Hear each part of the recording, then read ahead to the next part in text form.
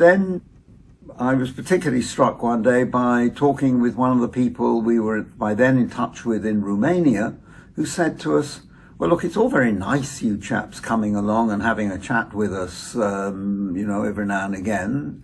You're friendly people, that's okay. But what are you going to do for us? And that led to a conversation where we started talking about advocacy training workshops. And that fitted with what they were wanting. It also fitted with my own personal background, professional training in organization behavior. So anyway, the first of these workshops took place in Romania in 2010, I think. And over the next 7 or 8 years, it led to a program that we had at least one such workshop, 2-day workshops on advocacy aimed at local civil society in every one of the now ECA countries, Eastern Europe and Central Asia. So back in 2010, I was working for Global Health Advocates, and it was an NGO that was doing only advocacy on tuberculosis in Brussels, so towards the EU institutions, and in France. Because we were a small NGO, 1, 2, 3 staff back at the time, we always had this philosophy that our advocacy, so our power of influence, would be much greater were we to be together with others. We would have more weight. Our messages would be more significant if we had larger networks, larger coalition in place. So that's when we started looking at coalitions that we could be building, knowing that there were other people doing TB advocacy, not so much in Western Europe. This is why we started looking at creating a European coalition working on TB. And this is why Global Health Advocates, together back in the day with 2 other organizations, Results UK and TB Alert, and even before with Stop TB, the Stop TB partnership, looked at putting more energy into doing TB advocacy via this new coalition, trying to gather much more actors active on TB advocacy in Eastern and Western Europe. So we use these organizations, the funding that we received back then from different donors, to develop that project for more impact in our TB advocacy. There was clearly a divide back then on the Western style or the Western type of NGOs and the work that we were doing, which was much more advocacy. There were some organizations working on helping TB patients, but obviously the rates of the disease were much less significant in Western Europe than in Eastern Europe. And in Eastern Europe, you could see not so many organizations, but quite a few organizations still doing service provision for most vulnerable groups. So civil society groups that were very close to certain people who were more vulnerable to contracting tuberculosis.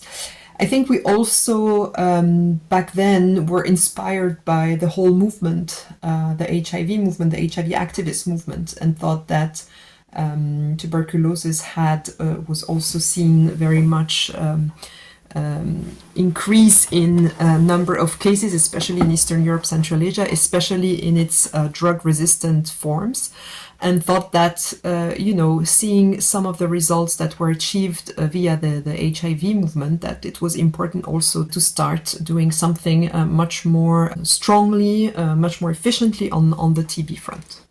I work for the Global Network of People Living with HIV, TNT+, as the liaison officer for the community delegation on the board of Unitate.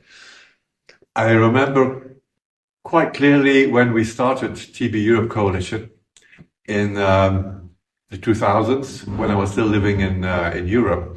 I was the chair of the European AIDS Treatment Group at the time, the EATG, and as such we wanted to become far more involved in the co-infection work with tuberculosis, because in Europe there was no work done.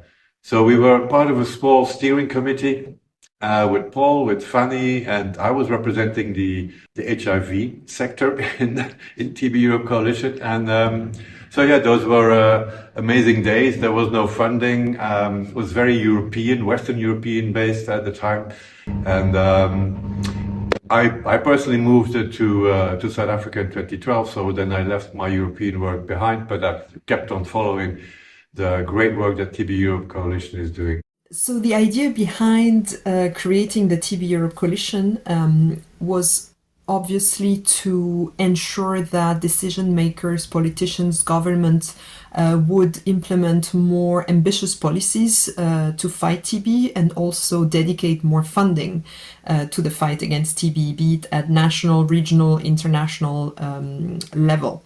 Another very important point was, and that really featured into the work of the TB Europe Coalition, was to ensure that civil society would be recognized as a critical partner in developing the policies that would regulate the fight against TB. So civil society has never, at least back in 2010, was never really considered as a respected actor and stakeholder. We were always really much on the margin of the decision-making process when it came to TB. And it was quite interesting because you could really see that all of the conversations were very technical, using very medical languages, a lot of jargon. It was not a very an easy field to enter in and to understand how to influence it. So that was also one of the objectives of TB Europe Coalition, is to give a human face to the disease. A lot of the NGOs that were working on TB knew the reality of people having TB, the reality of treatment, diagnostics, or the lack thereof. And it was very important to hear those voices, and that those voices be included and considered when any decision, any policy, any program was being developed. So that was one of our main fights throughout the years, is making sure that whenever there was a new program being put in place in a country, even though, that it was very medical, that actually the patient, the community's voices were being heard, and it was definitely not a reflex. So that was a constant fight. In terms of how this all started, we were just a couple back in the days that were really looking at developing this project. TB Alert, Results UK, and Global Health Advocates. So 3 NGOs based in the West, based in Paris, Brussels, and London. And the first thing that we've done to create this coalition is very simple. Basically, we just used some of the funding that we were receiving to develop that TB advocacy, to travel to high burden countries where there were high rates of tuberculosis or drug-resistant tuberculosis, travel to these places, do a mapping, meet the people that were actually active civil society organizations. Sometimes in some countries there were just one. Sometimes in some countries it was the Red Cross that was doing quite a lot of different activities that included tuberculosis, for instance, in prison or with migrants. So we basically went to, in between 2011 and 2014, I think, to 8 or 9 countries in Eastern Europe and Central Asia, Moldova, Georgia, Azerbaijan, Bulgaria, Tajikistan, etc., to meet those people and to create basically that movement. And we were always very much welcomed. We used also always those visits to actually meet ministers or meet decision makers in the health field and bring civil society organizations with us to open some doors, and also sometimes to do even advocacy training. So explain, or because a lot of the civil society organizations there were active in service provision, but maybe not so much in advocacy. So explaining how they could also change decision making and influence their decision makers.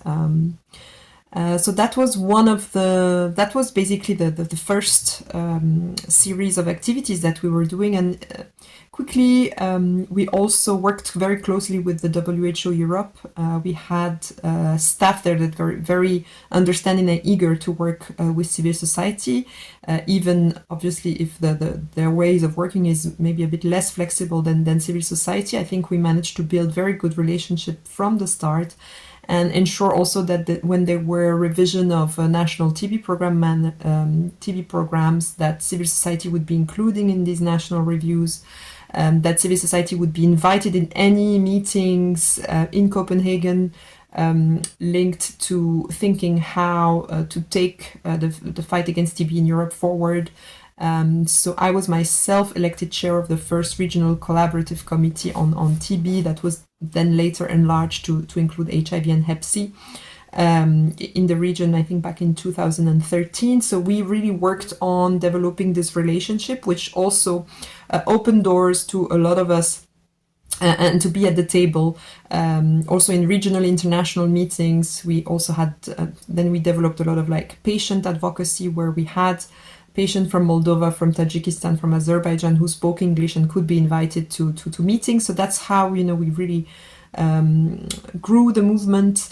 And then I think in 2015, we also, because we were doing a lot of advocacy in Brussels and trying to really increase the level of engagement and the level of awareness on tuberculosis, we managed to convince the Latvian presidency to host a ministerial summit on the issue of transition of the global fund from middle-income countries. So that also helped us develop some very good relation with the Global Fund itself and plan high-level meeting, have access to high-level decision makers in the field. Which I think elevated us as a trusted partner